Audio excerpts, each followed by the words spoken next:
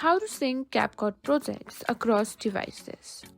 In this quick tutorial, I'll show you how to sync your CapCut projects across multiple devices so you can easily continue editing from your phone, tablet, or computer. So let's get started. First things first, open your CapCut app on your phone. And once you've done that, simply go to the Me section. Here, all you need to do is simply sign in to your account from where you have all the projects saved. I'm going to be logging in with my Gmail account.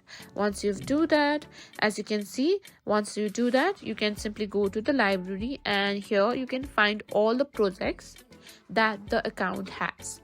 Now, if you have a Pro version, you can also go to the Spaces section and simply upload your projects over here.